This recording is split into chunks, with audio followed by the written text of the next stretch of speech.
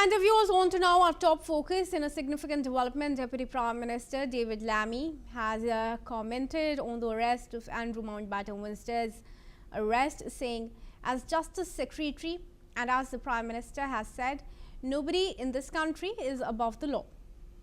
Lammy emphasized that this remains a police investigation and must proceed in the usual way. Andrew Mountbatten-Windsor, King Charles's younger brother, was arrested on suspicion of misconduct in public office. The allegations involving sending confidential government documents to the convicted sex offender Jeffrey Epstein. In a related move, Norway's royal palace confirmed that Andrew has returned the Order of St. Olav, the country's highest peacetime award, which he had received in 1988. The palace did not provide a specific reason, citing confidentiality in such matters, but Andrew's decision follows ongoing controversies surrounding his links to Epstein. King Charles had previously stripped Andrew of his royal title and removed him from his Windsor residence in response to the scandal. The Order of St. Olav, which was awarded for distinguished service, has now been relinquished, marking another chapter in Andrew's troubled public life. Adit Kothari, foreign affairs expert from London, joins me in this discussion. Adit, thanks very much for joining us. Firstly, it's really a historic arrest in UK's monarchy. But how do you view the statement that has come in from the King? Do you think it's a balanced, weighed-in, thought-after statement? What kind of strategy has gone behind making that statement on the day of the King's younger brother's arrest on his birthday? So Kriti, I think there's two ways to look at it. So one where the public are coming out and saying, okay, whatever has happened is wrong, but yet the government of the day and the monarchy of the day are not shying away from going after one of their own. And the other aspect is the establishment actually knew about this for very long, protected one of their own for years, and the only reason why the royal family and the Thames Valley Police are now finally acting on information which they've had privy to for decades is because there must be more volatile information from where this has come out. So there's two aspects. I mean, the fact that Prince Andrew was, he was absolutely brazenly disregarded for any scrutiny, for any accountability, because despite Ghislaine Maxwell and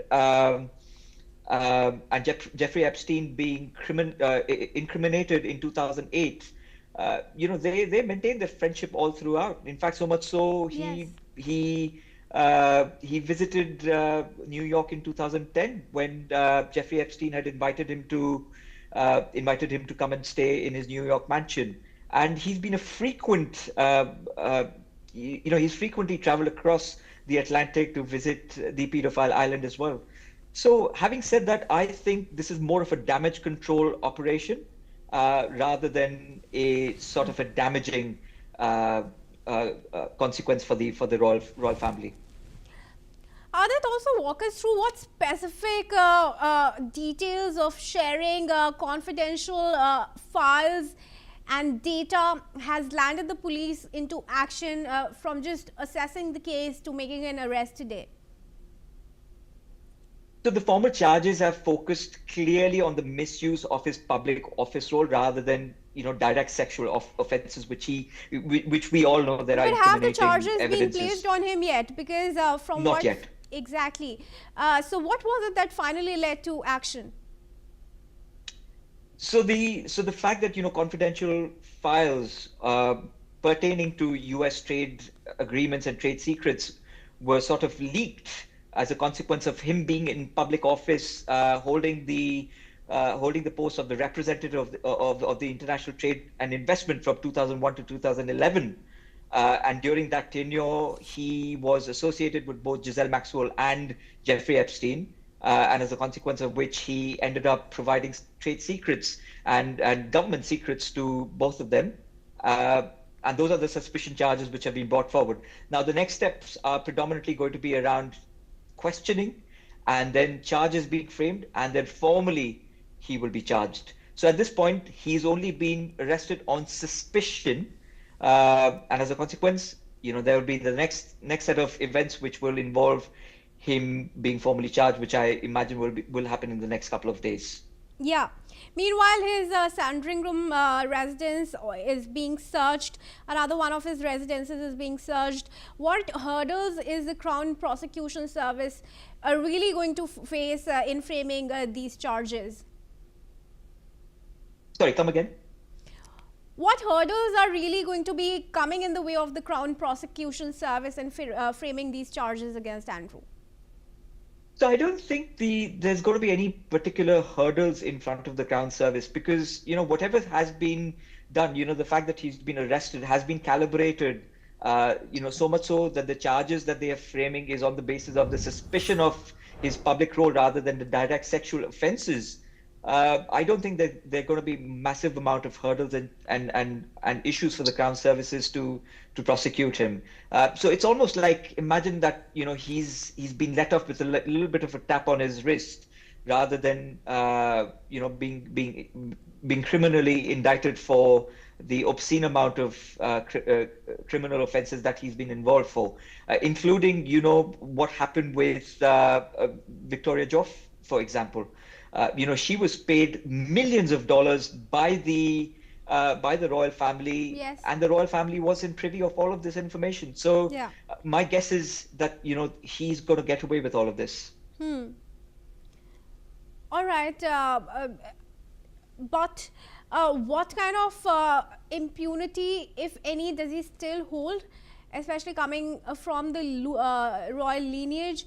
The king has gone on to say that he will be coordinating with the police. There are also statements coming in from the country to the effect that there's nobody above the law, because up until now no action was taken. He was of course stripped of his titles, but the offences were committed decades ago, and action is seen only now, and it's only the first step, the arrest.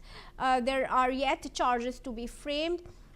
So what really is next as far as investigation and prosecution goes? Like I said, I think the formal charges are pretty much on the misuse of his public office rather than the sexual misconduct. Yeah.